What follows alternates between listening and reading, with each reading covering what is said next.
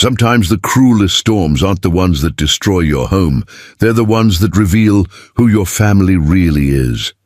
This is the story of Catherine Kate Brennan, a pregnant Irish widow who discovered that blood means nothing when survival is at stake, and how a Cheyenne war chief named Standing Wolf would carry her not just to safety, but toward a destiny that would reshape two worlds forever. What happened during the Great Black Sunday of 1935 would test every belief about humanity, family, and the true meaning of home. Before we jump back in, tell us where you're tuning in from, and if this story touches you, make sure you're subscribed, because tomorrow I've saved something extra special for you. The morning of April 14th, 1935, dawned so clear and beautiful across the Oklahoma Panhandle that 24-year-old Catherine Brennan actually smiled for the first time in 3 weeks. Standing on the front porch of the farmhouse that had been her prison since her husband's death, she watched golden sunlight paint the endless prairie grass in shades of amber and honey, while meadowlarks filled the air with their liquid songs of spring. 7 months pregnant and glowing with the kind of ethereal beauty that comes to some women when they carry life within them, Kate pressed both hands against her rounded belly and whispered to her unborn child, "Maybe today will be different, little one. Maybe today they'll remember that we're family." She couldn't have been more wrong. The Brennan farm stretched across 640 acres of what had once been the richest wheatland in Cimarron County, Oklahoma. Kate's late husband Patrick had inherited the property from his uncle, along with the crushing debt that came with it and the bitter resentment of his 3 brothers who believed the land should have been divided equally among all the nephews. When Patrick died 6 months ago in a threshing accident that left him broken and bleeding in a wheat field that hadn't produced a decent crop in 3 years, his brothers saw their opportunity to reclaim what they felt was rightfully theirs. The Dust Bowl had been raging for 5 years now, turning the Great Plains into a hellscape of barren earth and broken dreams. What had once been America's breadbasket had become a wasteland where black blizzards of dust buried entire towns and left families with nothing but the clothes on their backs and the bitter taste of failure in their mouths. The Brennan farm, like thousands of others, had been slowly dying since 1930, its topsoil blown away by winds that seemed to carry away hope itself. But it wasn't the drought or the dust storms that had driven Kate to despair. It was the cold. Calculation in her brothers-in-law's eyes every time they looked at her swollen belly and saw not Patrick's child, but an obstacle to their inheritance. Kate. The harsh voice of Seamus Brennan, Patrick's eldest brother, cut through the morning tranquility like a rusty blade. "Get inside. We need to talk." Kate's brief moment of peace evaporated as she turned to face the 3 men who had made her life a living hell since Patrick's funeral. Seamus, 38 years old and built like a bull, had the kind of cruel intelligence that made him dangerous in both business dealings and family disputes. His younger brothers, Finn and Declan, flanked him like loyal hunting dogs, their faces bearing the same expression of cold determination that had characterized their treatment of Kate since the day they learned she was carrying Patrick's heir. The farmhouse kitchen, once Kate's sanctuary where she had cooked meals for Patrick and dreamed of preparing bottles for their baby, now felt like a courtroom where she was permanently cast as the defendant. The 3 brothers arranged themselves around the worn wooden table with the deliberate formality of men who had rehearsed this moment, while Kate remained standing near the door, her hand instinctively moving to protect her unborn child. "Sit down, Kate," Seamus commanded, his voice carrying the false gentleness of a man who enjoyed having power over others. "We've got some things to discuss, and you're going to want to be sitting for this conversation." Kate remained standing, her chin raised in defiance, despite the fear that made her heart race. "Whatever you have to say, you can say it with me right here. I'm not taking orders in my own home." Finn Brennan, a thin man with the nervous energy of someone who had spent his life following his older brother's lead, laughed harshly. "Your home? That's rich, considering you've been living here on our charity for the past 6 months. This is Patrick's home," Kate replied firmly. "And Patrick's child's home. The will was clear." "The will," Declan interrupted, producing a folded document from his jacket pocket, "is what we came to discuss. You see, Kate, we've been talking to a lawyer down in Boise City, and he's had some very interesting things to say about inheritance law in Oklahoma." Kate felt the blood drain from her face as Declan unfolded what appeared to be an official legal document. She couldn't read the small print from where she stood, but the triumphant expressions on the brothers' faces told her everything she needed to know. Seamus took over the explanation with the satisfied tone of a man delivering a killing blow. "It seems that when a man dies without a living heir, his property reverts to his blood relatives. That would be us, his brothers. Now you're carrying what might be Patrick's child, but that child isn't born yet, which means, legally speaking, Patrick died without an heir." "That's not possible," Kate whispered, though her voice lacked conviction. She had never fully understood the legal documents Patrick had insisted on filing after their marriage, trusting her husband to protect their future together. "The baby is due in 2 months. Surely the law recognizes—" "The law recognizes living heirs," Declan said with false sympathy, "not potential ones. And even if that baby is born alive and healthy, there's still the question of legitimacy to consider." The implication hit Kate like a physical blow. "How dare you suggest that Patrick wasn't the father of this child? We were married for 3 years, and I never so much as looked at another man." "Oh, we're not suggesting anything," Finn said with a cruel smile. "We're just pointing out that a pregnant widow is in a very vulnerable position, especially one who has no family of her own to vouch for her character. People talk, Kate. They wonder about a woman who seems awfully comfortable around the hired hands, especially that half-breed drifter who was working the east pasture before Patrick died."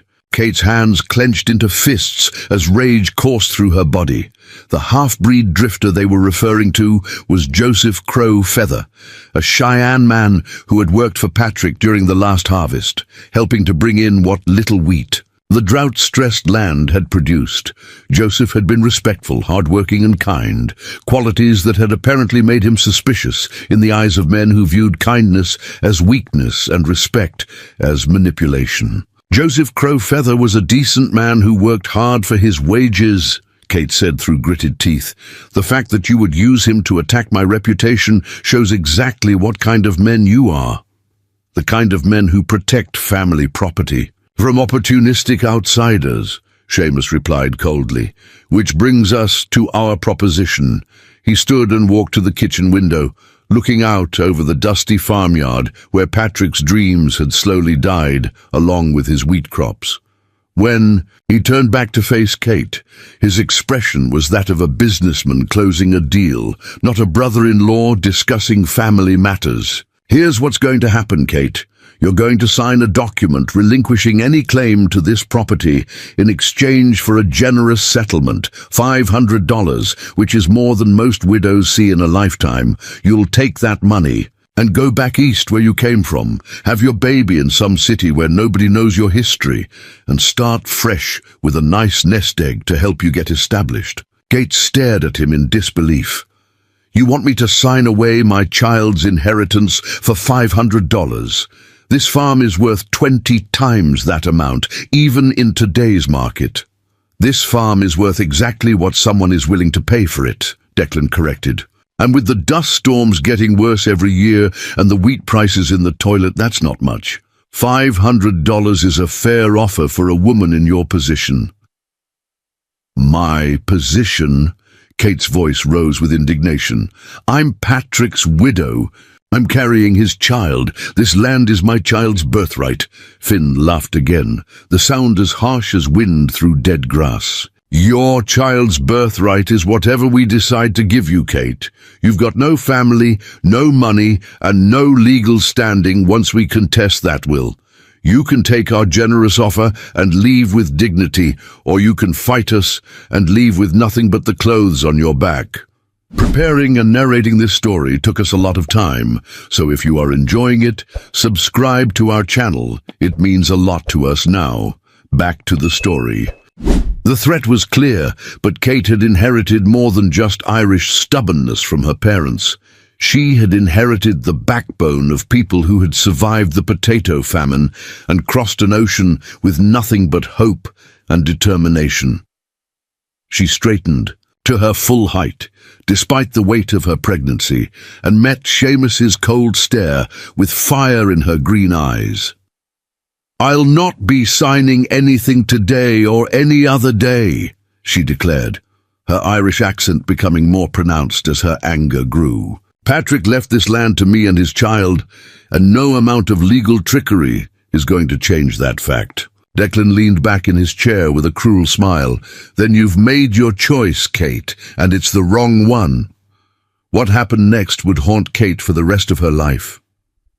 Seamus nodded to his brothers, and Finn moved to block the kitchen. He'd daughter while Declan produced a second document from his jacket, this one bearing the official seal of the Cimarron County Sheriff's Department.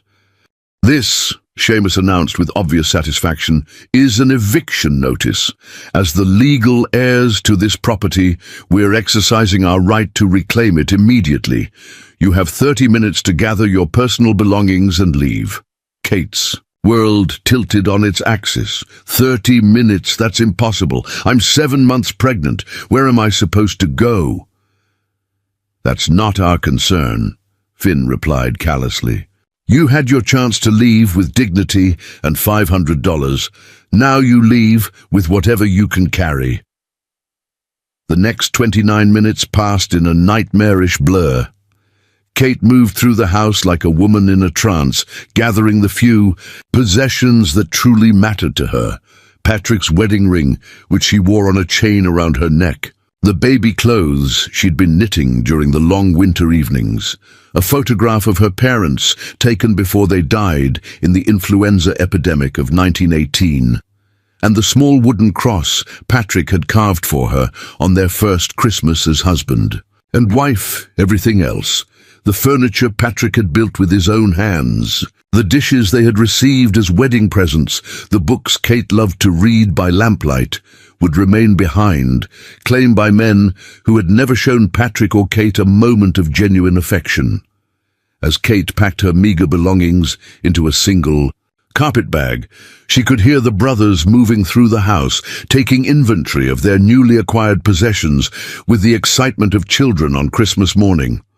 The sound of their laughter as they divided up Patrick's tools and debated which bedroom would be Seamus's made Kate's stomach churn with revulsion. When the 30 minutes were up, Seamus appeared in the bedroom doorway with a pocket watch in, his hand and false sympathy in his voice. "Time's up, Kate, let's go." Kate took one last look around the bedroom where she and Patrick had spent 3 years of marriage, where they had planned their future together and dreamed of the children they would raise. The afternoon light streaming through the windows she had scrubbed just that morning seemed to mock her with its beauty, and she found herself memorizing details she knew she would never see again. The way the light caught the dust motes dancing in the air, the pattern of roses on the wallpaper Patrick had hung as a surprise for their first anniversary, the view of the wheat fields where her husband had died trying to provide for their family. "I said, let's go." Seamus's patience was wearing thin, and there was something in his voice that made Kate realize her situation was even more precarious than she had imagined. She gathered her carpet bag and walked through the house for the last time, past the kitchen where she had learned to make Patrick's favorite bread, past the sitting room where they had planned their child's future on cold winter nights, past the front door where Patrick had carried her across the threshold as a blushing bride. The three brothers followed her onto the front porch, and Kate noticed for the first time that a wagon was waiting in the yard, not to take her somewhere safe, but loaded with her belongings and hitched to the oldest, most worn-out horse on the farm. "There's your transportation," Declan announced with mock generosity. "Old Belle there should get you to the main road, assuming she doesn't drop dead before." And then Kate stared at the ancient mare in disbelief. Belle had to be at least 20 years old, and even in her prime she had never been a strong horse. The idea of a 7 months pregnant woman driving such an animal across the unforgiving prairie was tantamount to a death sentence. "You can't be serious," Kate whispered. "That horse can barely pull an empty wagon, let alone carry me and my belongings to town." "Should have thought of that before you decided to be stubborn," Finn replied heartlessly. "Maybe next time you'll be more reasonable when reasonable people make reasonable offers." As Kate climbed awkwardly onto the wagon seat, her pregnancy making every movement a challenge, she noticed something that made her blood run cold. The sky to the north, which had been crystal clear just an hour ago, was now dominated by a wall of black that stretched from horizon to horizon, rising like a mountain of darkness that seemed to swallow the very light of day. "Dear God," she breathed, pointing toward the approaching storm. "That's a dust storm, a big one." Seamus glanced at the northern sky with the casual indifference of a man who had lived through dozens of dust storms over the past 5 years. "Looks like it. You'd better get moving if you want to reach town before it hits." The nearest town was Elkhart, 15 miles away across open prairie with no shelter in between. Even with a good horse and perfect weather, it would take 3 hours to make the journey. With old Belle pulling the wagon and a massive dust storm approaching, Kate would be lucky to travel 5 miles before the storm overtook her. "Please," Kate begged, her pride finally cracking under the weight of her desperation. "Let me stay until the storm passes. I'll sign your papers, take your money, whatever you want. Just don't send me out into that." The 3 brothers exchanged glances, and for a moment Kate dared to hope that some shred of human decency remained in their hearts. Then Seamus shook his head with finality. "A deal's a deal, Kate. You had your chance to be reasonable, and you chose to be difficult. Now you get to live with the consequences." Without another word, he slapped old Belle on the rump, sending the startled horse lurching forward with a jolt that nearly threw Kate from the wagon seat. As the ramshackle vehicle creaked and bounced down the dirt road that led away from the farm, Kate looked back one last time at the only home she had known since leaving Ireland as a 17-year-old bride. The house looked smaller already, diminished by distance and by the knowledge that it was no longer hers. Seamus, Finn and Declan stood on the front porch, watching her departure with expressions of grim satisfaction, as if they had just completed a particularly unpleasant but necessary chore. Within minutes, the farm disappeared behind a rise in the prairie, and Kate found herself alone on the vast Oklahoma plain with nothing but a dying horse, a few personal belongings, and a rapidly approaching storm that would soon turn day into night and earth into chaos. The wall of dust on the northern horizon was growing larger by the minute, its leading edge now clearly visible as a roiling mass of black earth torn from the devastated farmlands of Colorado, Kansas, and Nebraska. Kate had lived through enough dust storms to know that this one was different, bigger, darker, and more violent than anything she had experienced before. This was Black Sunday, though she wouldn't know the storm's name until years later when historians would mark it as the worst dust storm in American history. All Kate knew in that moment was that she was about to face nature's fury with nothing but a worn-out horse and the fierce determination to protect the life growing within her. As old Belle plodded slowly along the rutted dirt road, her breathing already labored from the unaccustomed exertion, Kate began to pray with the fervor of a woman who knew she was running out of options. She prayed for strength, she prayed for shelter, and she prayed that her unborn child would survive whatever was coming. What she couldn't have imagined was that her prayers were about to be answered in the most unexpected way possible by a Cheyenne war chief whose own people had been driven from these same lands 60 years earlier, and who would soon face a choice between the safety of his own family and the life of a woman whose people had once been his enemies. The storm was less than an hour away when Old Bell finally collapsed.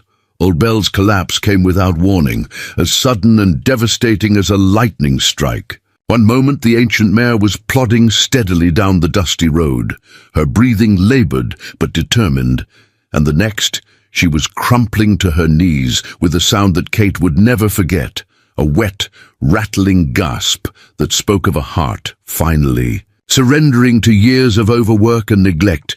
Kate felt the wagon lurch violently as Belle's front legs buckled, sending her sprawling forward against the wooden seat.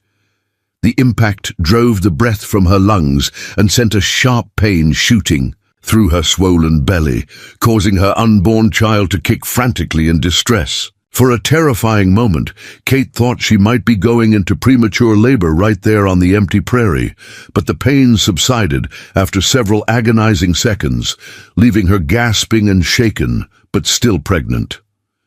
Belle lay in the traces, her flanks heaving with the desperate rhythm of an animal whose body had finally reached its limits. Foam flecked her muzzle, and her eyes, once bright with the gentle intelligence that had made her Patrick's favorite, now held the glassy look of approaching death. The old mare had given everything she had to carry Kate away from the farm, and it hadn't been enough. Kate climbed down from the wagon with painful awkwardness, her pregnancy making every movement a calculated risk. The ground beneath her feet was hard-packed earth that had been baked by 5 years of drought into something approaching concrete, and the wind that had been a gentle breeze just hours earlier was now beginning to pick up speed and intensity. She knelt beside Belle's head, stroking the mare's neck with trembling fingers. "I'm sorry, old girl," she whispered, tears streaming down her face. "I'm so sorry they did this to you. You deserved better than to die pulling a wagon for people who never cared about you." Belle's breathing was becoming more labored with each passing moment, and Kate realized with growing horror that she was about to be stranded miles from anywhere with a dust storm bearing down on her like the wrath of God himself. The wall of black earth that had seemed distant and manageable when she left the farm now dominated the entire northern horizon, rising thousands of feet into the air and moving across the prairie with the inexorable force of a natural disaster. Kate had lived through dozens of dust storms during her 7 years in Oklahoma, but she had never faced one alone and pregnant in the middle of nowhere. The standard procedure was to seal yourself inside a house, stuff wet rags around windows and doors, and wait for the storm to pass. But there were no houses on this stretch of prairie, no shelter of any kind except for the occasional scraggly mesquite tree that offered no protection from the tons of airborne dirt that would soon fill the air. Standing beside the dying horse and her stranded wagon, Kate felt truly alone for the first time in her life. Even during her darkest moments since Patrick's death, she had been surrounded by familiar walls and familiar objects, anchored to the world by the physical remnants of her marriage and her dreams. Now she stood in the vastness of the Oklahoma prairie, with nothing but the clothes on her back and the terrifying certainty that she was about to face the worst storm in years with no protection except her own determination to survive. The wind was picking up steadily now, carrying with it the first taste of what was coming, fine particles of dust that stung Kate's eyes and coated her tongue with the bitter flavor of destroyed topsoil. In the distance, she could see tumbleweeds beginning to roll across the prairie, driven by gusts that were growing stronger by the minute. The temperature was dropping too, as the massive dust cloud blocked out more and more of the afternoon sun. Kate made a desperate decision. She would unhitch Belle from the wagon and try to find some kind of shelter on foot. It was a long shot. The prairie stretched endlessly in all directions, broken only by the occasional rise or dry creek bed, but staying with the wagon meant certain death when the storm hit. At least on foot, she might be able to find a depression in the ground where she could hunker down and wait out the worst of it. She worked frantically to free Belle from the traces, her fingers fumbling with buckles and straps that Patrick had adjusted hundreds of times, but that seemed impossibly complex to her panicked mind. The wind was getting stronger with each passing minute, and she could hear a new sound approaching from the north, a low, rumbling roar like distant thunder that never stopped. Belle died just as Kate finished unhitching her from the wagon. The old mare simply stopped breathing between one labored gasp and the next, her body going still with the quiet dignity of an animal who had done her duty until the very end. Kate pressed her face against Belle's neck for a moment, allowing herself one brief sob of grief and terror before forcing herself to focus on survival. She grabbed her carpet bag from the wagon and started walking south, away from the approaching storm. It was futile, she knew. No one could outrun a dust storm on foot, especially not a 7 months pregnant woman, but movement felt better than standing still and waiting to die. The wind was now strong enough to make walking difficult, pushing against her like invisible hands, trying to force her back toward the storm. That was when she heard the sound of hoofbeats. At first, Kate thought her desperate mind was playing tricks on her. The roar of the approaching dust storm was growing louder by the minute, drowning out all other sounds, and the idea that someone else might be traveling this empty stretch of prairie on the afternoon of the worst dust storm in years seemed too good to be true. But as she turned to look back toward the north, squinting against the driving wind and dust, she saw something that made her heart leap with desperate hope. A rider was approaching at full gallop, bent low over his horse's neck and driving the animal forward with the urgency of a man racing against death itself. Even through the increasing haze of dust and distance, Kate could see that both horse and rider were magnificent. The horse was a paint stallion with the powerful build of an animal bred for war, and the rider sat his mount with the easy grace of someone who had been born in the saddle. As the rider drew closer, Kate began to make out more details that made her pulse quicken with a mixture of hope and primal fear. The man was clearly Native American, with long black hair streaming behind him in the wind and clothing that mixed traditional buckskin with practical modern elements. He rode bareback with only a simple bridle, controlling his horse through subtle shifts of weight and pressure that spoke of a partnership forged over years of trust and mutual respect. But it was his face that stopped Kate's breath in her throat. Even at a distance and through the growing dust haze, she could see that this was a man accustomed to command, someone whose very presence radiated authority and competence. His features were sharp and angular, carved by years of hard living and harder choices, and his dark eyes held an intensity that seemed to pierce through the chaos of the approaching storm. This had to be Standing Wolf, though Kate had no way of knowing his name yet. She had heard whispers about the Cheyenne war chief who still roamed the Oklahoma Territory, despite government efforts to force all Native Americans onto reservations. Some said he was a ghost, a legendary figure from the Indian Wars who had somehow survived into the modern era. Others claimed he was a renegade who had rejected reservation life and chosen to live free on the land his people had once controlled. Kate had never expected to see him face to face, and certainly not under these circumstances. As Standing Wolf reined in his horse just 20 feet away from where she stood beside her dead mare and abandoned wagon, she found herself staring into the eyes of a man who represented everything her own people had been taught to fear and despise about the Native Americans who had once ruled these plains. But there was no hatred in Standing Wolf's dark eyes as he took in her situation with a quick, assessing glance. There was only the cool calculation of a military commander evaluating a tactical situation, and the unmistakable urgency of a man who understood exactly how little time they had before the storm overtook them. "You need to come with me now," he said, his voice cutting through the wind with quiet authority. His English was perfect, with only the slightest trace of an accent that spoke of a man who had moved between two worlds for most of his life. "That storm will be here in minutes, and there's no shelter anywhere on this stretch of prairie."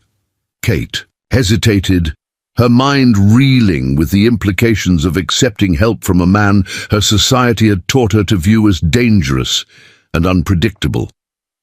Everything she had been raised to believe told her that riding off with a Cheyenne warrior was tantamount to signing her own death warrant. But as she looked at the wall of black earth that now dominated half the sky and felt the increasing intensity of the wind that was beginning to sting her exposed skin with particles of dust, she realized that she had no choice. Standing Wolf seemed to understand her internal struggle without needing any explanation. "I know what your people think of mine," he said, his voice gentle despite the urgency of their situation. "But right now, your people aren't here to help you, and mine are you can die out here alone, or you can trust me to get you to safety. Those are your only options." There was something in his tone, not pleading or desperation, but a quiet confidence that spoke of a man who had faced impossible situations before and found ways to survive them, that made Kate's decision for her. She nodded once, clutching her carpetbag against her chest like a shield. Standing, Wolf swung down from his horse with fluid grace and moved to help Kate mount. The paint stallion stood rock-steady despite the increasing wind, trained to absolute obedience by years of partnership with his rider. Kate had ridden horses before, but never while 7 months pregnant and never in conditions like these. "Put your foot in my hands," Standing Wolf instructed, forming a stirrup with his interlaced fingers.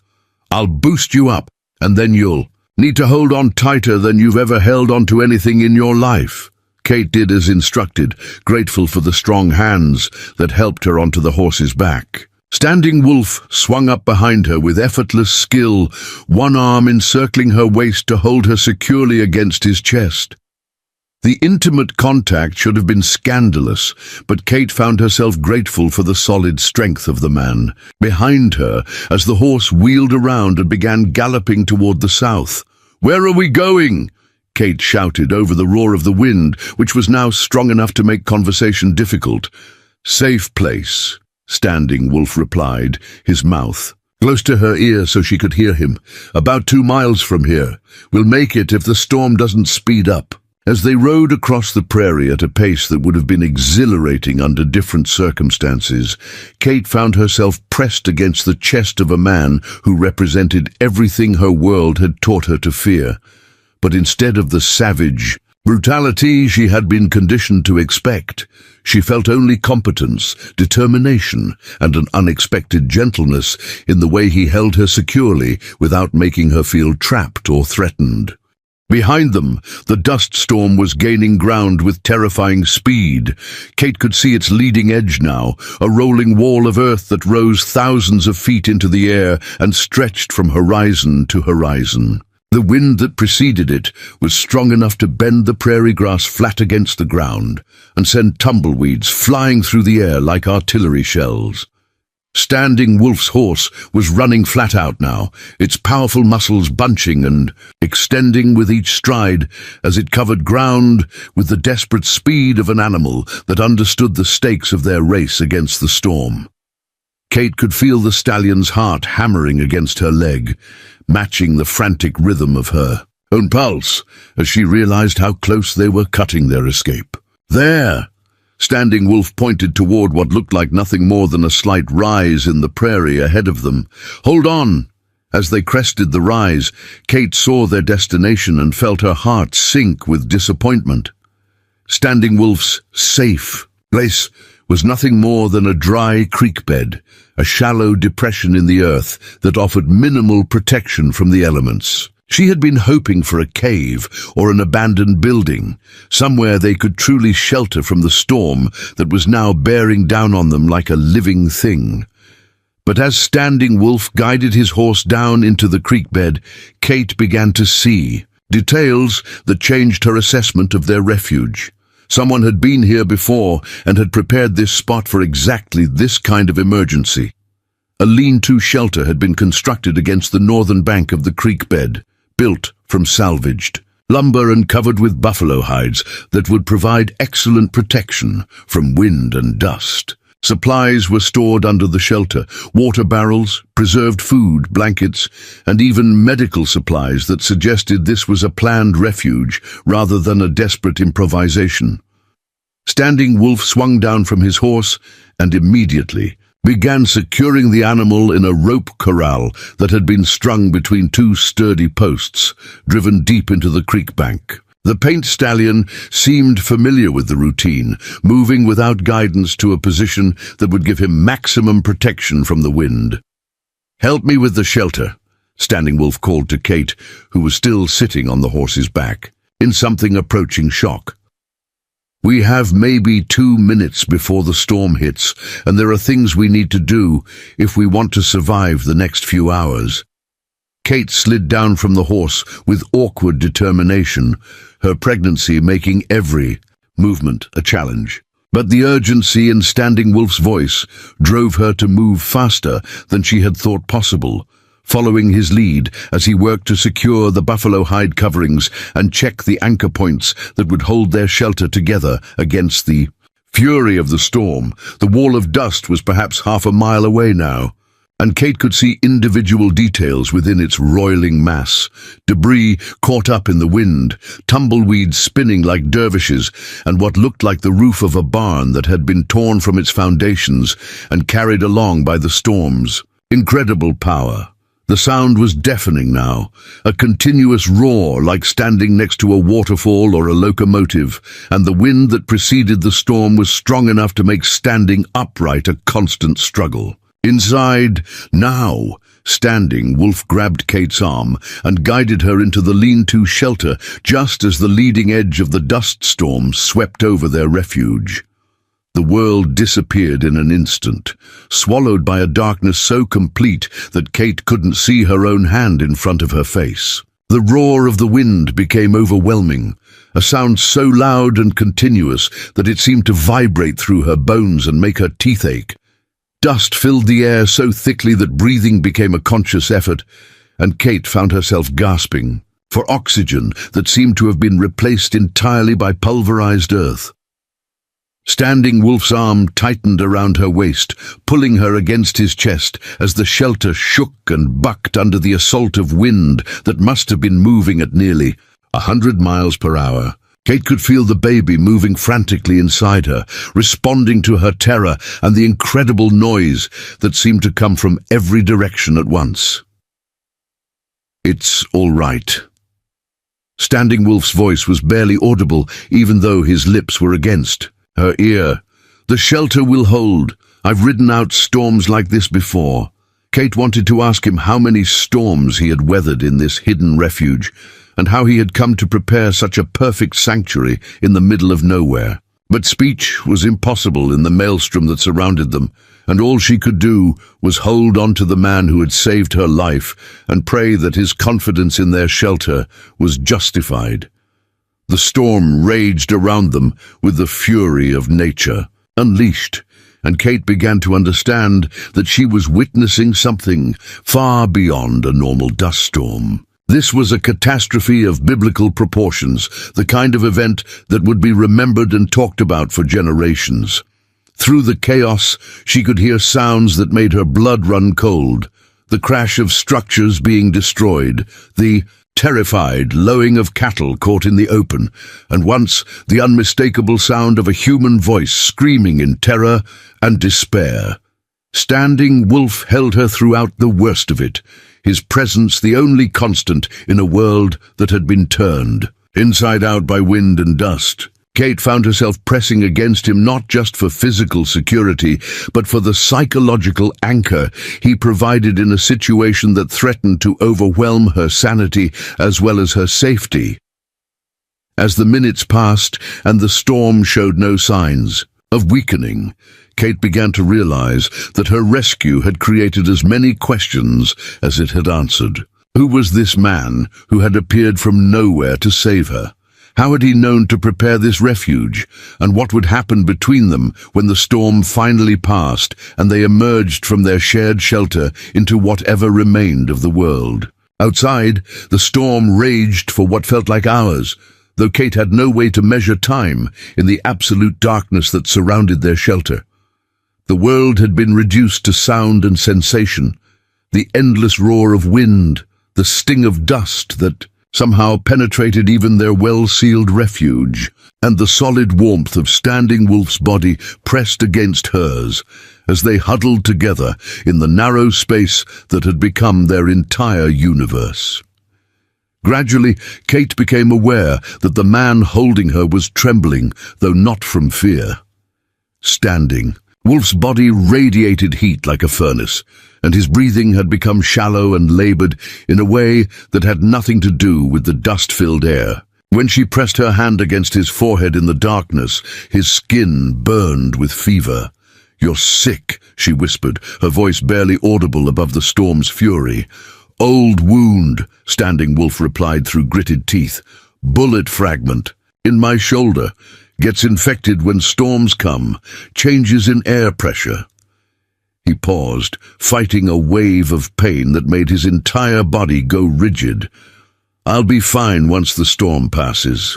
Kate felt her way along his shoulder in the darkness until she found the source of his distress, a puckered scar just below his collarbone that was hot to the touch and swollen with infection. The injury was clearly severe, made worse by the stress of their desperate ride to safety and the atmospheric pressure changes that accompanied the massive storm system. "This needs to be cleaned and dressed," Kate said with the authority of a woman who had nursed her husband through countless farm injuries. "Do you have medical supplies in here?" Standing Wolf managed a pained laugh. "Left side of the shelter, under the water barrel. But we can't risk a light until—" His words were cut off by a spasm of pain that left him gasping. Kate felt her way through the darkness with careful determination, her hands mapping the interior of their refuge like a blind woman learning her way around a new room. She found the medical supplies exactly where Standing Wolf had indicated, a leather satchel containing bandages, bottles of medicine, and other items that suggested someone with considerable medical knowledge had stocked this emergency shelter. Working entirely by touch, Kate managed to locate a bottle that smelled like carbolic acid and clean strips of cloth that would serve as fresh bandages. The task of cleaning and dressing Standing Wolf's infected wound in complete darkness, while the storm raged around them and her own body was racked with the discomfort of advanced pregnancy, should have been impossible. But Kate had learned, during her years as a frontier wife, that impossible was just another word for difficult, and difficult was something she could handle. "This is going to hurt," she warned, uncapping the bottle of antiseptic. Standing Wolf's only response was to brace himself against the side of the shelter, his muscles tensing in preparation for pain he knew was coming. Kate poured the carbolic acid over the infected wound with steady hands, feeling Standing Wolf's body go rigid beside her as the medicine burned away the infection that had been poisoning his system. He made no sound, not even a sharp intake of breath, but Kate could feel the waves of agony that coursed through him as she worked to clean the wound thoroughly. "You're tougher than most men I've known," she murmured as she began wrapping clean bandages around his shoulder. "Including my husband, and Patrick was no weakling." "Pain is just information," Standing Wolf replied, his voice steadier now that the worst of the treatment was over. "It tells you what's wrong so you can fix it. Crying about it doesn't make it hurt less." As Kate finished securing the bandages, she realized that something fundamental had shifted between them during this intimate act of care. The racial barriers and cultural suspicions that should have kept them at arm's length had been stripped away by necessity and shared vulnerability. Here in the darkness, with death howling just outside their shelter, they were simply two human beings helping each other survive. "Tell me about this place," Kate said, settling back against the shelter wall beside Standing Wolf. "How did you know to build a refuge here? How did you know the storm was coming?" Standing Wolf was quiet for a long moment, and Kate began to think he wouldn't answer. Then slowly, he began to speak in a voice that carried the weight of old pain and older wisdom. "My people have been watching the white man's farming methods for 70 years, he said, "ever since the first settlers came and began tearing up the prairie grass that had held this soil in place for thousands of years. We knew this would happen, the dust storms, the failed crops, the families driven from their land. It was inevitable once you started treating the earth like an enemy to be conquered instead of a partner to be respected." Kate felt a chill that had nothing to do with the temperature. "You knew the Dust Bowl was coming before it started?" "Not the exact timing," Standing Wolf admitted, "but we knew that farming methods that worked in the wet climates back east would destroy the delicate balance of the Great Plains. My grandfather warned the Indian agents about it in 1885. My father spoke to agricultural officials in 1905. I tried to get meetings with county extension agents as recently as 1930. None of them would listen to advice from ignorant savages who didn't understand modern farming." The bitterness in his voice was unmistakable, but it was the bitterness of a man who had been proven right in the most devastating way possible. Kate thought about the arrogance of the white settlers who had dismissed Native American warnings about land management, and she felt a deep shame for her people's stubborn refusal to consider that the original inhabitants of this land might actually know something about how to live in harmony with it. "So you built shelters like this one?" she asked. 27 of them, Standing Wolf confirmed, scattered across a 100-mile radius, stocked with supplies, hidden from casual view, marked with signs that my people can read, but yours can't. Emergency refugees for anyone caught in the open when the big storms hit. Kate was astounded by the scope of what he was describing. 27 shelters. How many people have you saved? 43, counting you. Standing Wolf's voice carried a quiet pride that had nothing to do with ego and everything to do with lives preserved. Mostly white families caught on the road. During dust storms, a few Mexican workers, one group of federal surveyors who got lost during a blizzard last winter. And they all lived? All but one. Rancher named Morrison who had a heart attack during the storm. We got him to a doctor, but it was too late. Standing Wolf paused, then added with characteristic directness, "Most of the people I've helped don't know my name. I get them to safety, make sure they're stable, then disappear before they can ask too many questions. It's safer that way, for them and for me." Kate began to understand the complex position Standing Wolf occupied in this changing world. He was a man caught between two cultures, belonging fully to neither, but serving both with a dedication that was all the more remarkable for being unrecognized and unappreciated. "Why do you do it?" she asked. "Why risk your life to save people? Who would probably have you arrested if they knew who you were?" Standing Wolf was quiet for so long that Kate thought he might have fallen asleep. Then he spoke with a simplicity that carried profound weight. "Because it's the right thing to do. Because every life has value, regardless of the color of skin or the language spoken. Because my people believe that we are all connected, every human being, every animal, every growing thing. When someone suffers, we all suffer. When someone is saved, we are all saved." The storm outside seemed to be weakening slightly, though. It was still far too dangerous to venture from their shelter. Kate used the relative quiet to study the man beside her in the darkness, trying to reconcile the gentle philosopher who spoke of universal connection with the fearsome war chief of frontier legend. "Is it true what they say about you?" she asked, hesitantly. "The stories about Standing Wolf the war chief?" A sound that might have been laughter came from the darkness beside her.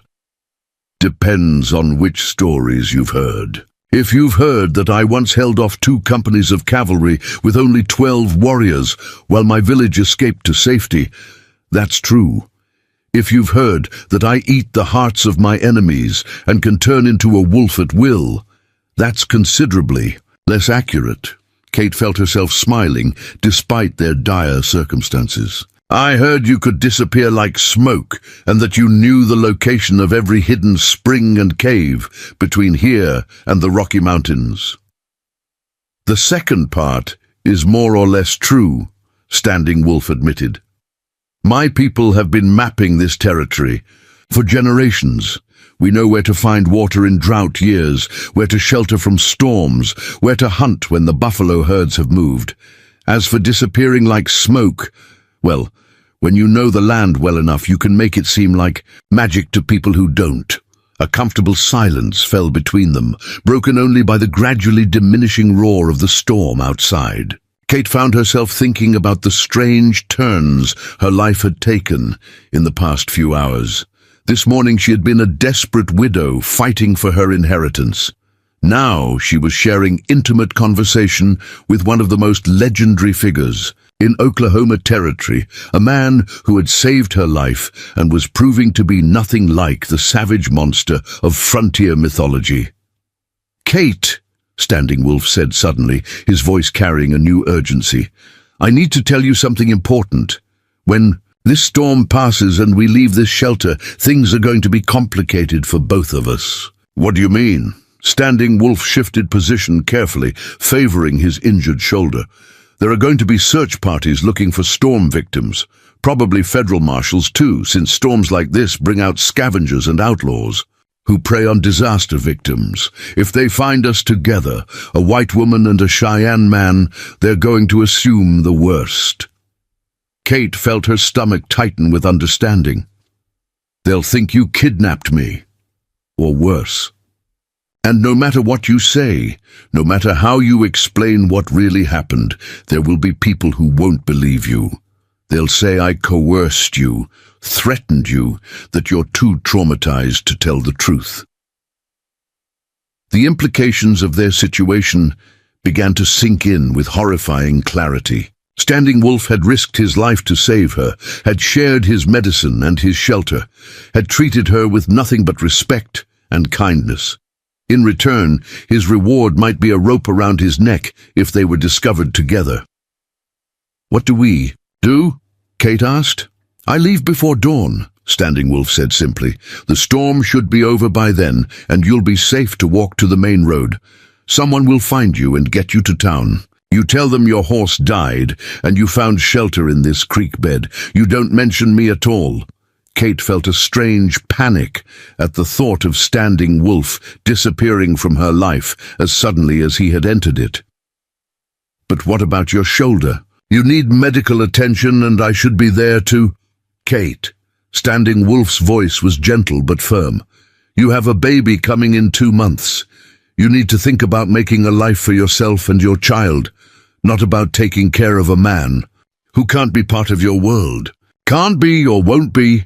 The question hung in the darkness between them, loaded with implications that neither of them was quite ready to explore.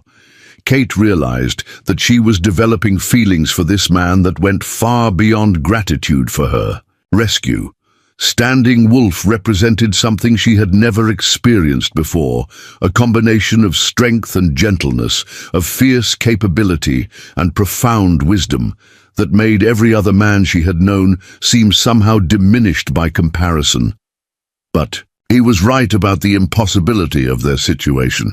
A relationship between a white woman and a Native American man in 1935 Oklahoma would be scandalous at best, deadly at worst. The laws and social customs that governed their respective worlds left no room for the kind of connection that was growing. Between them, in the intimate darkness of their shared shelter, there might be another way, Kate said slowly, an idea beginning to form in her mind. What if we didn't have to hide? What if there was a way to make this work? Standing Wolf's voice carried a mixture of hope and skepticism. What are you thinking? Kate took a deep breath, knowing that what she was about to propose would change both their lives forever. What if you didn't have to be Standing Wolf the war chief anymore? What if you could become someone else, someone who could live in my world without causing a scandal? You mean give up everything I am?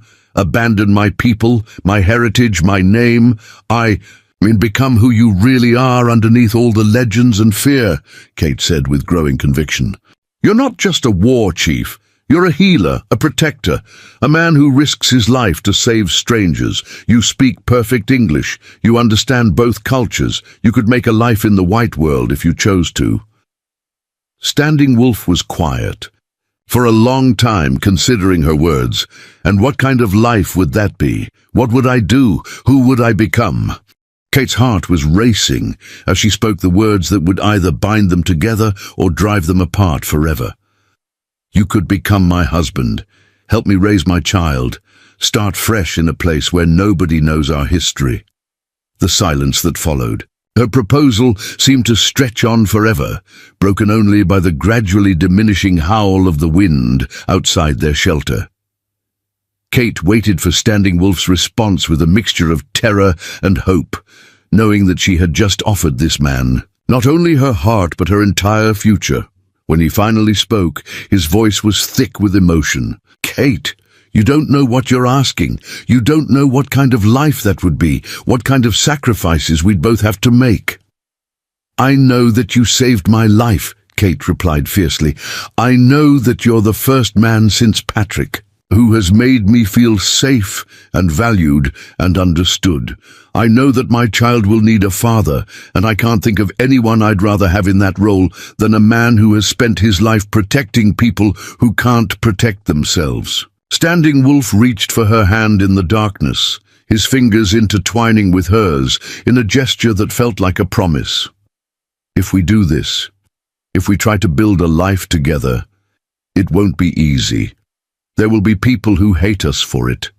People who try to destroy what we're building.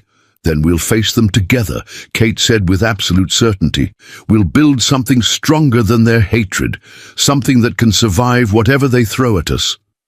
Outside their shelter, the storm was finally beginning to weaken, its fury spent after hours of devastating the landscape. But inside the small refuge that had protected them through the worst disaster in Oklahoma history, two people from different worlds were beginning to dream of a future that would require more courage than either of them had ever imagined.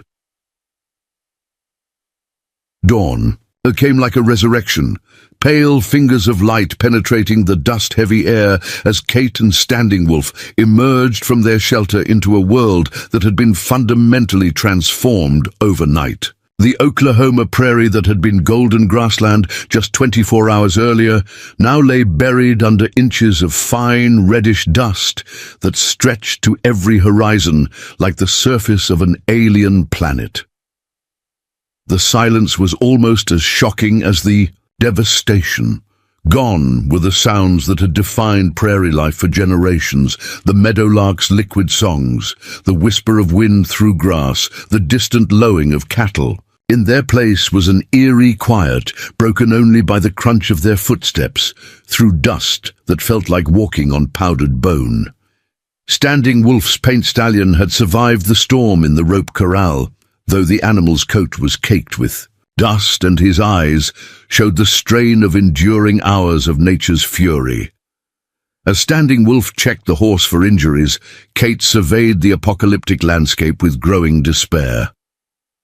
Somewhere out there, buried under tons of displaced topsoil, lay the remnants of the only life she had ever known. "My God," she whispered, pressing both hands against her swollen belly as the baby stirred restlessly inside her. "It's like the end of the world." Standing Wolf finished examining his horse and moved to stand beside her, his dark eyes taking in the devastation with the grim assessment of a man who had witnessed too many disasters. "This is what we tried to warn people about for 70 years, he said quietly. "The earth doesn't forget when you treat it like an enemy." In the distance, Kate could see evidence of the storm's terrible power, a barn that had been picked up and deposited upside down nearly a mile from its foundation, fence posts twisted into impossible shapes, and what looked like an entire windmill that had been uprooted and hurled across the prairie like a child's toy. Closer to their shelter, the creek bed that had provided their salvation was now filled nearly to the brim with dust, transforming their refuge into a barely visible depression in an endless sea of dirt. But it was the smell that truly brought home the magnitude of what had happened. The air carried the scent of destruction, not just dust and dirt, but the organic smell of things that had died during the storm. Plants, animals, and possibly people caught in the open when nature unleashed her fury with unprecedented violence. "We need to move," Standing Wolf said, his voice carrying new urgency. "There will be search parties out soon. Government officials, National Guard, maybe federal marshals. If they find us together—" Kate nodded, understanding the danger their situation represented, even in the aftermath of disaster. But as Standing Wolf began preparing his horse for travel, she realized that the plan they had discussed during the storm, for him to disappear and leave her to be found alone, now seemed impossibly cruel after the intimacy they had shared. In their shelter— "Wait," she said, catching his arm as he reached for his horse's bridle. "Last night when I suggested we could build a life together, did you mean what you said? About being willing to try?" Standing Wolf's hands stilled on the leather straps, and Kate could see the internal struggle playing out across his weathered features. In the grey morning light, he looked older than he had in the darkness of their shelter, marked by years of living between worlds that offered him no permanent place in either. "Kate," he said slowly, "what we talked about in there, it was born of crisis and closeness and the fear that neither of us might see another sunrise. In the cold light of day, with the real world pressing in around us, you might feel differently about tying your life to a man who can never give you the kind of security and acceptance you deserve." Kate stepped closer to him, close enough to see the doubt and longing warring in his dark eyes. "Do you think I'm the kind of woman who makes promises lightly? Do you think I suggested marriage because I was frightened and grateful? Or because I meant every word I said?" Before Standing Wolf could answer, the sound of approaching voices drifted across the devastated landscape, carried on the still morning air with crystalline clarity. They were still perhaps half a mile away, but Kate could make out multiple speakers, men's voices calling to each other as they searched through the aftermath of the storm. "Search party," Standing Wolf said grimly, his body tensing with the instinctive wariness of a man who had spent years avoiding capture. "Probably looking for storm victims. We have maybe 10 minutes before they reach this area." Kate felt panic rising in her chest. But it wasn't fear for her own safety that drove her desperation. It was the terrible possibility that Standing Wolf would disappear from her life forever, vanishing like smoke into the vastness of the prairie before she could convince him that their connection was real and worth fighting for. "Don't leave me," she said urgently, grasping his hands in both of hers. "Not like this. Not when we found something that could change both our lives." Standing Wolf looked down at their joined hands, his expression torn between hope and pragmatism. "Kate, even if we wanted to try, even if we were both willing to face the consequences, where would we go? How would we live? I can't exactly walk into town and apply for a job at the bank." Kate felt a wild idea forming in her mind, born of desperation but crystallizing into something that might actually work. What if we didn't stay here? What if we went somewhere else, somewhere nobody knows either of us? California maybe, or Oregon. Places where people are starting fresh, where they're too busy building new lives to ask too many questions about the past. You're talking about abandoning everything, Standing Wolf pointed out. Your home, your community, any chance of claiming. Your inheritance from your husband's family. What inheritance? Kate laughed bitterly. What community? The Brennans made it clear that I have no place in their world, and my community is a handful of families scattered across a wasteland where nothing will grow for years. I have nothing left here except bad memories and worse prospects. The voices of the search party were getting closer now, and Kate could make out individual words, calls for survivors, instructions about checking various locations, the kind of organized efficiency that spoke of official rescue operations. In a few minutes, they would crest the rise that overlooked the creek bed and discover Kate standing in the aftermath of the storm. "If we're going to do this," Standing Wolf said with sudden decision, "we need to do it now. My horse can carry us both, and I know trails that will keep us clear of the main roads. But once we leave here, there's no going back. No changing your mind if the reality proves harder than the dream." Kate didn't hesitate. "I've already lost everything that mattered. To me in this place, my husband, my home, my place in the community, all of it is gone. The only thing I have left to lose is you, and I'm not willing to give that up without a fight." Standing Wolf studied her face for a long moment, searching for any sign of doubt or second thoughts. What he saw there must have convinced him, because he nodded once, with the decisive finality of a military commander committing to a course of action. "Then we ride," he said simply. The next few minutes were a blur of desperate activity. Standing, Wolf helped Kate onto his horse, then swung up behind her with the fluid grace that spoke of a lifetime in the saddle. As they prepared to leave the creek bed that had been their sanctuary, Kate took one last look at the shelter that had protected them through the worst storm in Oklahoma history. "Thank you," she whispered, to the humble lean-to that had saved their lives and brought them together. Standing Wolf guided his horse up out of the creek bed and across the dust-covered prairie, choosing a route that would keep them hidden from the approaching search party. As they rode, Kate found herself pressed against the chest of the man, who had rescued her from certain death and was now willing to abandon his entire life to build a future with her. The magnitude of what they were doing. Two people from different worlds, different cultures, different races, choosing love over safety and security should have terrified her. Instead, Kate felt a sense of rightness that she hadn't experienced since Patrick's death.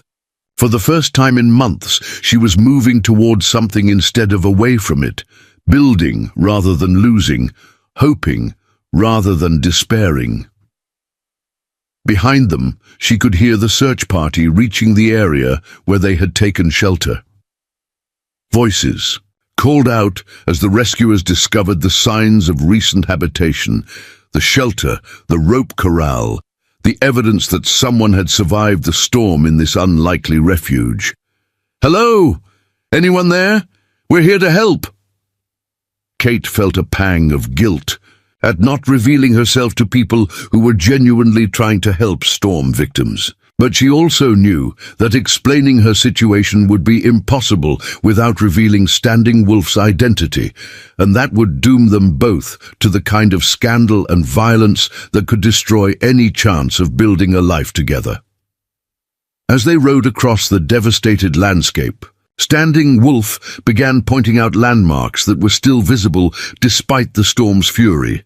A distinctive rock formation that marked the beginning of Cheyenne territory, a stand of cottonwood trees that had somehow survived the dust storm's fury, a series of hills that would provide cover as they made their way toward the western boundary of Oklahoma territory. "Where exactly are we going?" Kate asked, as they guided the horse through a maze of debris that had once been someone's farm. "First, to a place where my people can help us," Standing Wolf replied. "There's a Cheyenne community about 30 miles. West of here, not an official reservation, but a group of families who've been living traditional lifestyles away from government oversight. They'll give us shelter while we plan our next move. Kate felt a flutter of nervousness at the prospect of entering a Cheyenne community as Standing Wolf's white companion. Will they accept me? A pregnant white woman with no skills they would value. Standing Wolf's arm tightened around her waist in a gesture of reassurance. They'll accept you because I asked them to, and because you saved my life last night when you treated my infected wound. Among my people, that creates a bond of obligation and respect that transcends racial differences. As they rode through the morning hours, Kate began to see other signs of the storm's devastation. Abandoned vehicles buried under drifts of dust, cattle that had suffocated in the fine particles that filled the air, and entire farms that had simply vanished beneath. Tons of displaced topsoil.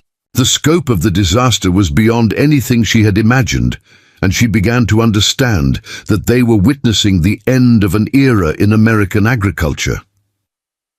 "How many people do you think died in the storm?" she asked quietly.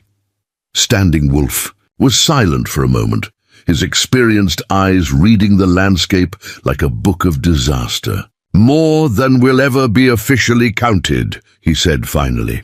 "The government will want to minimize the casualties to avoid panic and political consequences. But I'm seeing signs of destruction that suggest hundreds of people were caught in the open when the storm hit. They rode past what had been a schoolhouse, now nothing more than a pile of lumber scattered across half a mile of prairie. Kate shuddered to think of what would have happened if the storm had struck during school hours, with children trapped inside when the building disintegrated under the wind's fury. "Standing Wolf," she said hesitantly.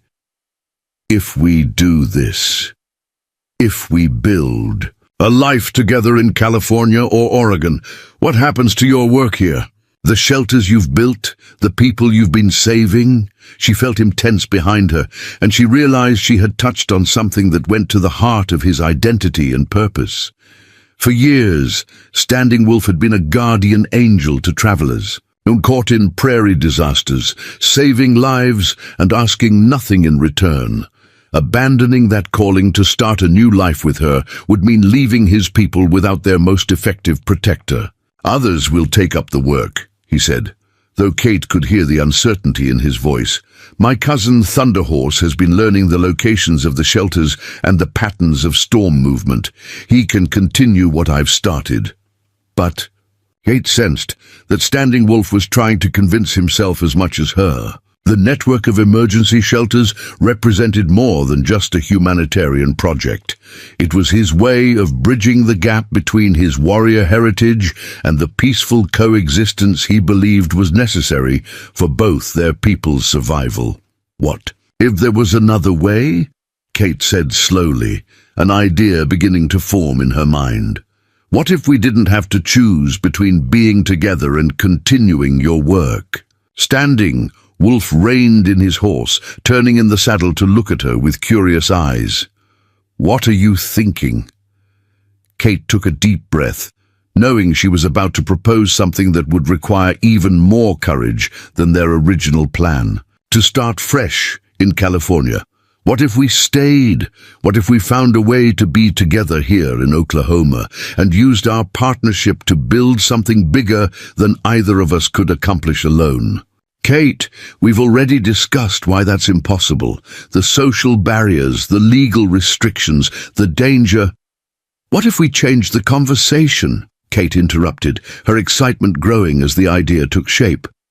"What if instead of hiding our relationship, we made it part of something larger? A demonstration that people from different cultures can work together, can build families together, can create communities that transcend the old divisions." Standing Wolf stared at her as if she had just proposed flying to the moon. "You're talking about deliberately challenging everything that both our societies believe about race and marriage and social order. That's not just dangerous, it's potentially suicidal." Kate placed her hands over her rounded belly, feeling her unborn child's movements as if the baby were responding to the conversation about its future. This child is going to grow up in a world that's changing, whether we help shape that change or not. The old ways, the separation, the prejudice, the fear, they're destroying both our peoples. Maybe it's time for someone to show a different way. As Kate spoke, Standing Wolf's expression gradually shifted from disbelief to something approaching wonder. Here was a woman who had lost everything in the span of 24 hours, who was pregnant and vulnerable and utterly dependent on his protection, proposing to challenge the most fundamental social structures of their time, not out of recklessness, but out of a vision of what their combined strengths could accomplish. You realize what you're suggesting would make us targets for every racist, every traditionalist, every person who profits from keeping our peoples divided? He said quietly. Yes, Kate replied without hesitation. But it would also make us symbols of hope for every person who dreams of a world where love matters more than the color of your skin or the language your grandmother spoke. Standing Wolf was quiet for a long time, his dark eyes scanning the devastated landscape around them as if seeing it with new understanding. When he finally spoke, his voice carried a mixture of fear and exhilaration that perfectly matched Kate's own emotions. If we do this, if we stay and fight for the right to be together openly, we'll need allies, we'll need a plan, and we'll need more courage than either of us has ever had to find before. Kate turned in the saddle to face him fully, her green eyes blazing with determination. Then it's a good thing we found each other, because I have a feeling we're going to need all the courage we can get. The Cheyenne settlement appeared like a mirage through the heat shimmer of the late afternoon sun, a collection of traditional teepees and modern cabins, arranged in a careful circle around a central fire pit that spoke of a community balancing ancient ways with contemporary necessities. As Standing Wolf guided his exhausted horse down the slope toward the hidden valley, Kate felt her heart racing with a mixture of anticipation and terror at what awaited her among his people. The settlement had survived Black Sunday better than the surrounding white farms, Kate realized as they drew closer.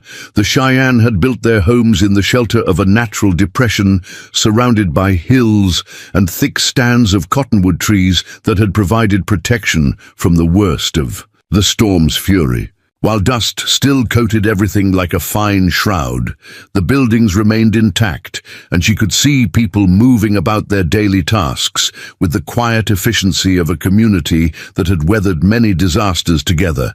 But it was the reaction to their arrival that truly revealed the magnitude of what Kate was attempting. As Standing Wolf's horse carried them into the settlement, conversation stopped and faces turned toward them with expressions ranging from curiosity to open hostility. Kate had expected wariness.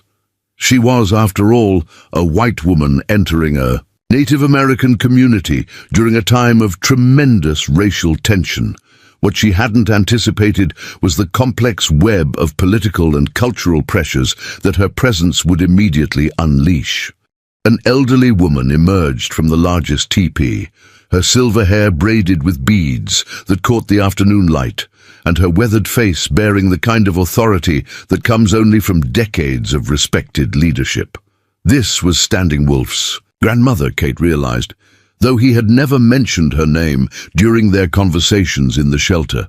"Grandson," the woman said in accented English, her dark eyes taking in Kate's pregnant form with calculating assessment. "You bring interesting guests to our circle in troubled times." Standing Wolf dismounted and helped Kate down from his horse with gentle care, though Kate could feel the tension radiating from his body as he faced his grandmother's implicit challenge. "Grandmother, this is Catherine Brennan. She saved my life during the Great Storm, and I have promised her the protection of our people." The elderly woman approached Kate with measured steps, her evaluation thorough and uncompromising. Kate felt like a specimen being examined under a microscope, but she forced herself to stand straight despite her exhaustion and meet the woman's gaze with respectful directness. "You saved Standing Wolf's life," the grandmother said after a long, Moment of silence. This creates debt between our families. But you are also white woman carrying white child, coming to us at time when government agents patrol our borders and soldiers question our right to exist here. Kate felt the weight of dozens of eyes upon her as the entire settlement gathered to witness this crucial first meeting. Children peered around their parents' legs, young warriors stood with hands resting casually on knife hilts, and the women formed a semicircle that felt both protective and potentially threatening. "I understand your caution," Kate said carefully, choosing her words with the precision of someone navigating a diplomatic minefield.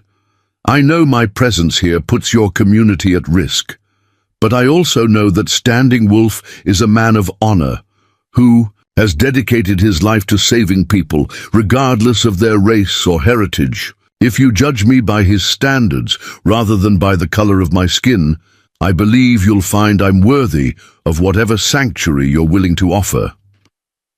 A younger man stepped forward from the crowd, his face bearing the kind of barely controlled anger that spoke of recent and bitter experiences with white authority.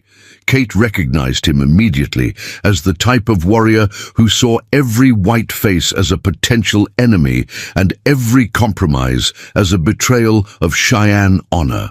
"And what do we gain from sheltering you?" he demanded, his English sharp with the kind of education that had been forced upon him in government schools. "What can pregnant white woman offer to people who have lost everything to her kind?"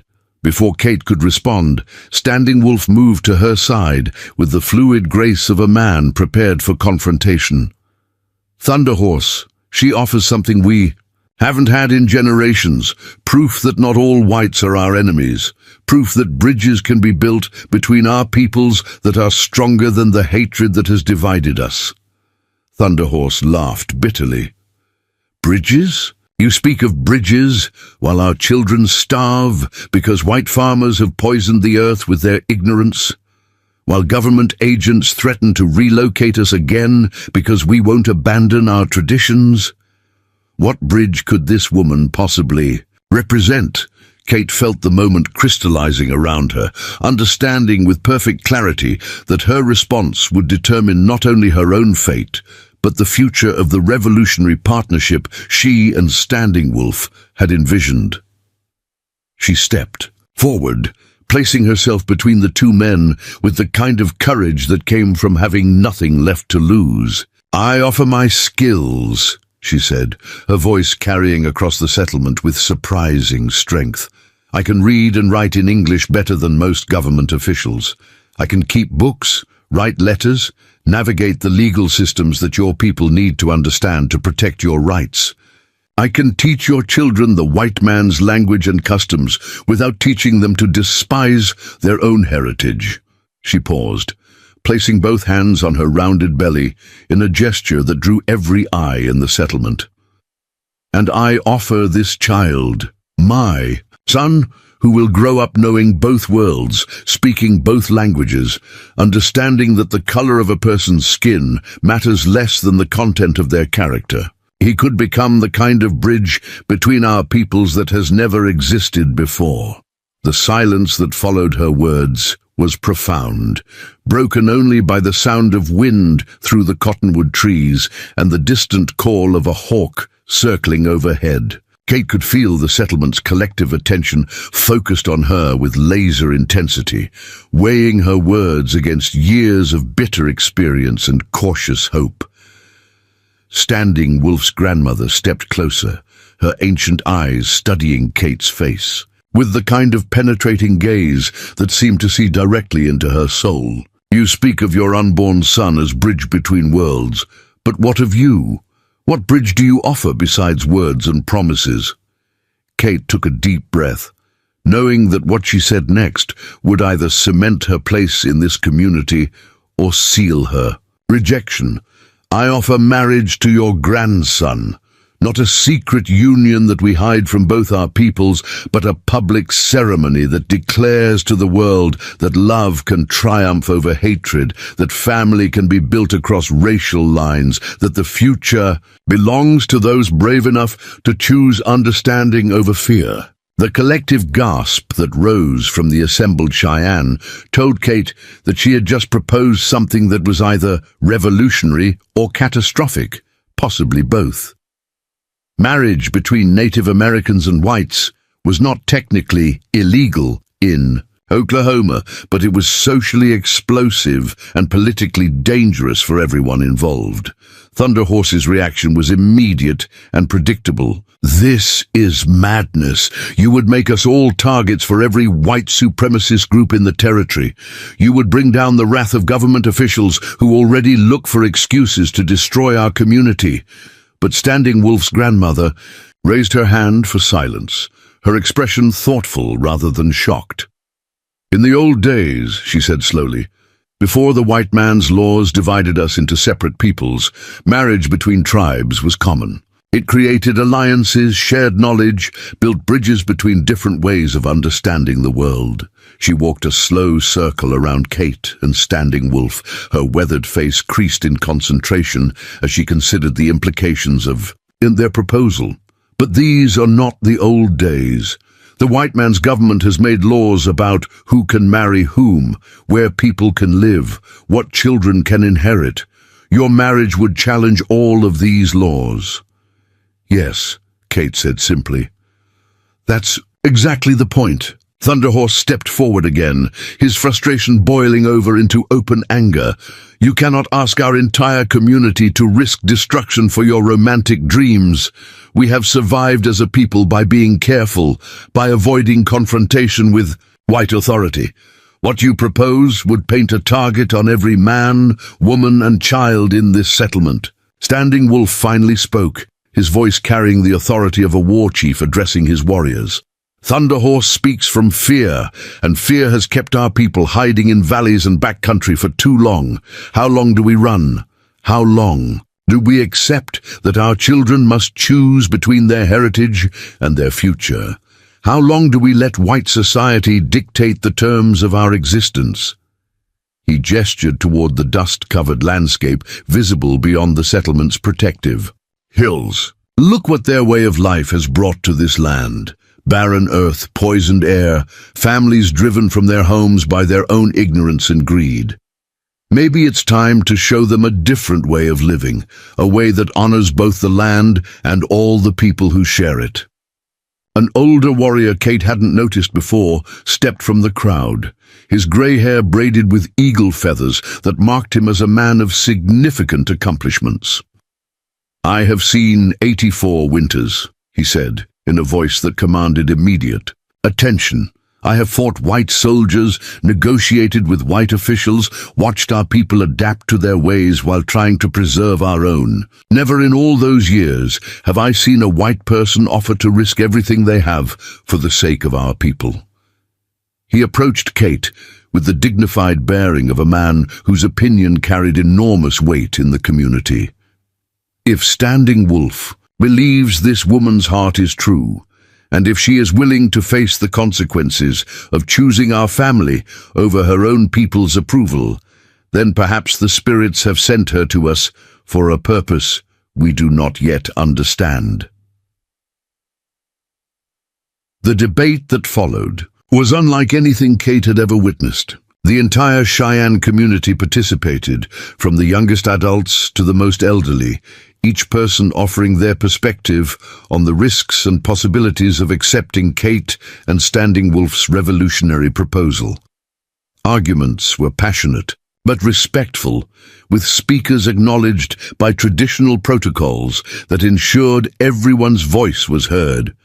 Some worried about government retaliation against the settlement. Others saw opportunity in having someone who could navigate white legal systems on their behalf. A few expressed concern about the precedent of accepting white refugees, while others pointed out that Kate's pregnancy made her a mother in need of protection regardless of her race. Through it all, Kate stood with Standing Wolf at the center of the circle, feeling the weight of an entire community's future resting on her shoulders. This was what she had envisioned during their desperate conversation in the storm shelter. Not just a personal love story, but a catalyst for broader social change that could transform how two peoples related to each other. As the sun began to set behind the western hills, Standing Wolf's grandmother called for silence and prepared to render the decision that would determine Kate's fate. The entire settlement gathered in absolute stillness, understanding that they were witnessing a moment that would be remembered and discussed for generations to come. "We have heard many words today," the old woman began, her voice carrying the weight of accumulated wisdom. Words of fear, words of hope, words of caution, words of courage, but words are wind unless they are backed by action and commitment. She turned to face Kate directly, her ancient eyes boring into Kate's soul with uncomfortable intensity. "White woman, who would be Cheyenne daughter, are you prepared to accept all the consequences of the choice you make today? Are you prepared to be rejected by your own people, to raise your child in a world that may never fully accept him, to fight battles that may cost you everything you hold dear?" Kate met the old woman's gaze without flinching, drawing strength from the life growing within her and the man standing beside her. "I have already lost everything I thought I held dear," she replied steadily. "My husband, my home, my place in white society, all of it was taken from me yesterday. The only things I have left are this child, the man who saved my life, and the possibility of building something better than what I've lost. Yes, I'm prepared to fight for that. I'm prepared to risk everything for the chance to create a future worth living." Standing Wolf's grandmother nodded slowly, a smile creasing her weathered features for the first time since their arrival. "Then you are welcome in our circle, daughter, and may the spirits grant us all the wisdom to navigate the difficult path that lies ahead."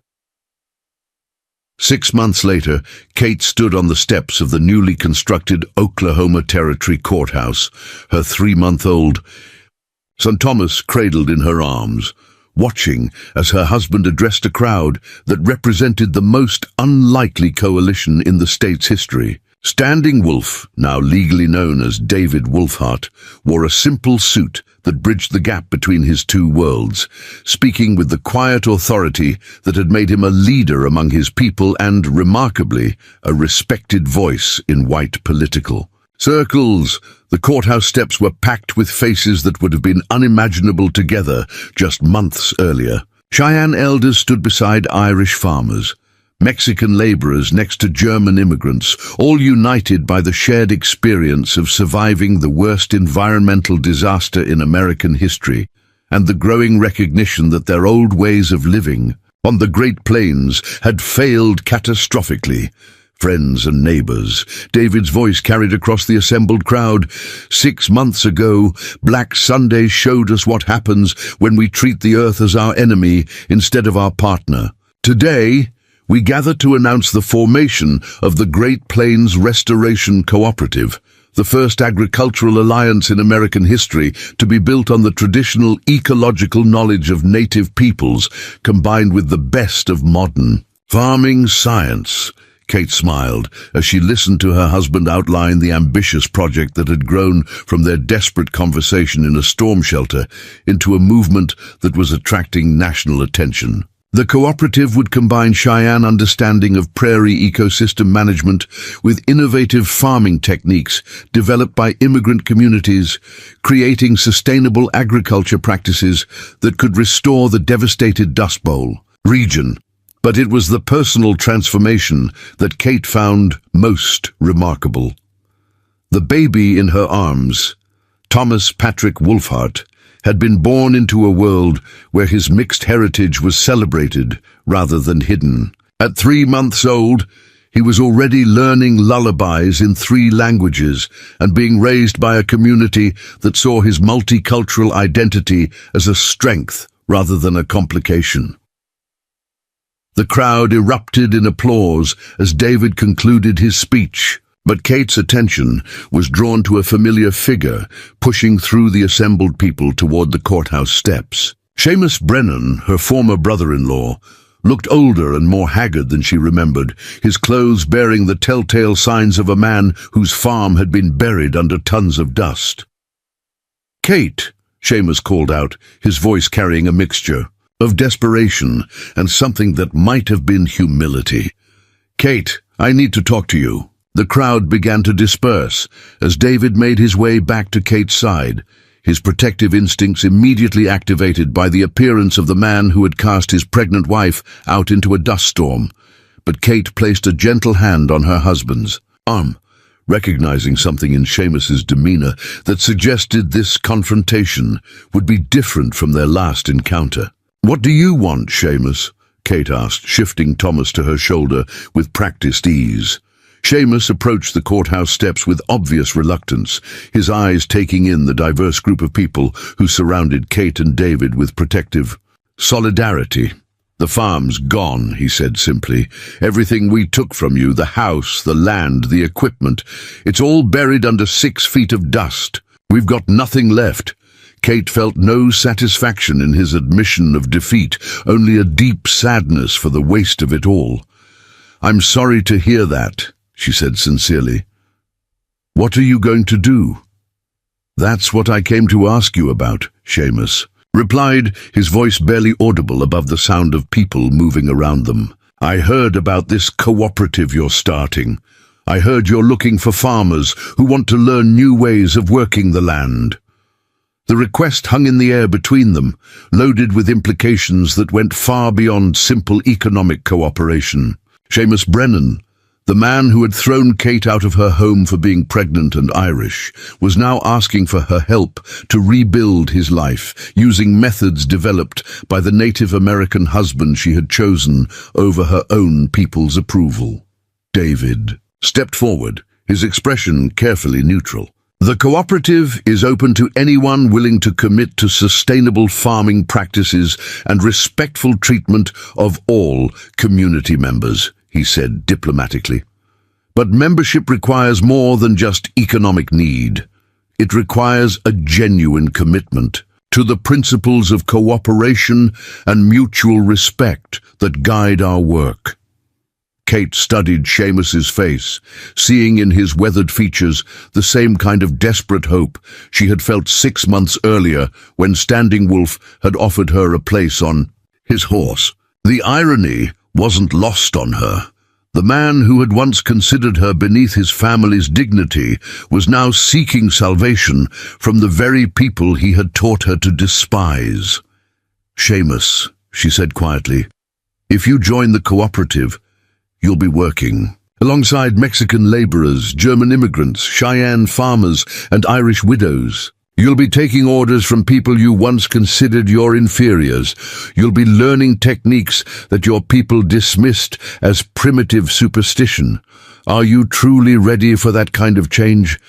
Seamus looked down at his hands that had once been soft from counting other people's money, but were now cracked and scarred from desperate attempts to salvage something from his buried farm.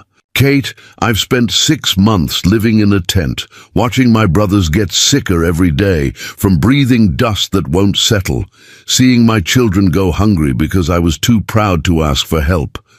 Pride doesn't fill empty bellies or rebuild. Destroyed homes." He raised his eyes to meet Kate's gaze directly.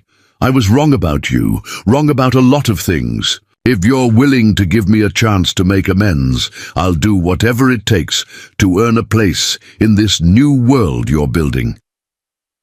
Kate looked at her husband, seeing in his dark eyes the same mixture of caution and compassion that had characterized his approach to saving lives during dust storms. David nodded slightly, leaving the decision in her hands. "There's a condition," Kate said finally. "The cooperative isn't just about farming techniques. It's about building a community where everyone is valued regardless of their background. If you join us, you'll be expected to treat every member with the same respect you would show to family. Can you do that?" Seamus glanced around at the diverse group of people who had gathered to support Kate and David, his eyes lingering on faces that represented every ethnic group and social class in Oklahoma Territory. "I can try," he said simply, "and if I fail, I expect you to hold me accountable." Kate shifted Thomas to her other arm, feeling the weight of the moment as she made a decision that would echo through her son's entire life. "Then welcome to the cooperative, Seamus. We'll start you with a plot near the creek bottom, where the soil restoration is most advanced. Elena Vasquez will be your supervisor. She's the Mexican engineer who designed our water management system." The transformation that crossed Seamus's face, relief, gratitude, and perhaps the first genuine humility he had ever shown, told Kate that their revolutionary experiment in social cooperation had claimed another convert. As the afternoon sun cast long shadows across the courthouse square, Kate found herself reflecting on the incredible journey that had brought her to this moment. 6 months ago, she had been a desperate widow, with no prospects and no hope. Today, she stood at the center of a movement that was transforming not just agricultural practices, but social relationships across the Great Plains. Thomas stirred in her arms, his bright eyes taking in the bustling activity around him with the fearless curiosity of a child who had never been taught to see differences as barriers. This was the future Kate and David were building, a world where children grew up seeing diversity as strength, where communities were built on shared purpose rather than shared prejudice, where love could triumph over the fear that had divided peoples for generations. "What are you thinking about?" David asked, slipping his arm around Kate's waist as they watched the crowd disperse into the golden afternoon light. Kate leaned against her husband's shoulder, feeling the solid warmth of the man who had carried her to safety in more ways than she could count. "I'm thinking about how sometimes the worst disasters can become the foundation for the most beautiful transformations. If that dust storm hadn't happened, if your brothers hadn't thrown me out, we might never have found each other." David smiled, pressing a gentle kiss to the top of Thomas's head. "My grandmother would say that the Spirit sent the storm to bring us together, that everything that happened was part of a larger plan we couldn't see at the time." Kate looked out over the town that was slowly rebuilding itself according to principles of cooperation and sustainability that had seemed impossible just months earlier.